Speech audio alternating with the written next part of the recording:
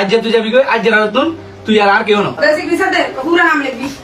ফেনী শহরের ব্যস্ততম গ্র্যান্ড হক টাওয়ারের সামনে ঘটে যাওয়া একটি ঘটনা মুহূর্তেই থমকে দেয় শত শত পথচারীকে। আদরের মেয়েটি প্রেমিকের সঙ্গে পালিয়ে যাওয়ার সময় তার বাবা ছুটে এসে মেয়েকে আটকে দেয়। বাবার গলায় তখন আকুতি, তুই যা করছিস এটা ঠিক না, বাড়ি চল মা। কিন্তু মেয়েটি কি বলল জানেন? সে জনসম্মুখে নিজের বাবাকে অস্বীকার করে বলে, এই লোকটাকে আমি চিনি না, এটা আমার বাবা না, আমাকে হয়রানি করছে। তোর রং কোন ধরে চিয়াই গ্র্যান্ডমাস্টারের সামনে হিনে আই তো চিয়ার কি কইছ মানুষের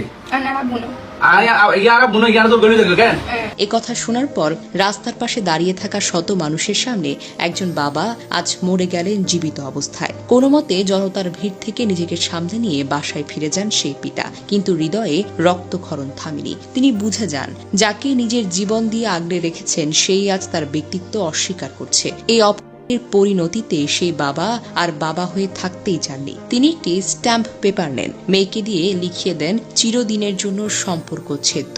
আমি অমুক স্বইচ্ছায় পোষণ করছি যে আমি অমুক মেয়ের পিতা নই।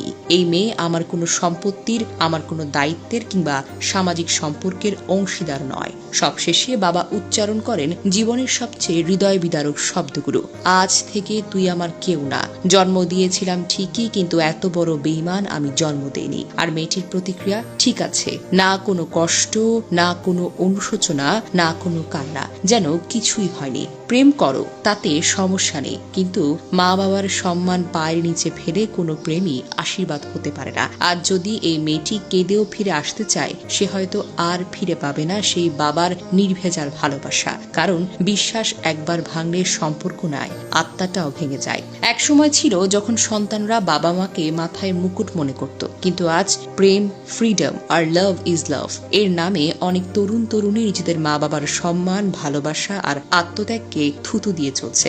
এই ভাইরাল সংস্কৃতি, এই মেকি ভালোবাসার নামে আজ কত মা বাবা চোখের জলে বুক ভাসাচ্ছে। সন্তান জন্ম দিলেই সে যে সন্তান থাকবে, এই ধারণাটা আজ ভুল প্রমাণিত হয়েছে।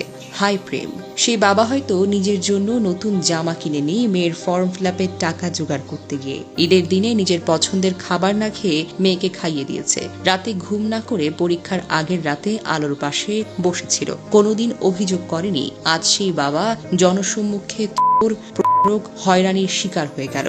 এই মেয়ের প্রতি ধিক্কার আমাদের সকলের। এই প্রেম ভালোবাসার প্রতি ধিক্কার, যে প্রেম পরিবারকে অসম্মান করে। এখন প্রশ্ন সমাজের কাছে, আমরা কি এই তরুণ প্রজন্মকে স্বাধীনতার নামে অশ্রদ্ধা আর বেইমানি শেখাচ্ছি? বাবা মা কি এখন এক্সপায়ার্ড হয়ে গেছে শুধুই দায়িত্ব শেষ হওয়ার পর?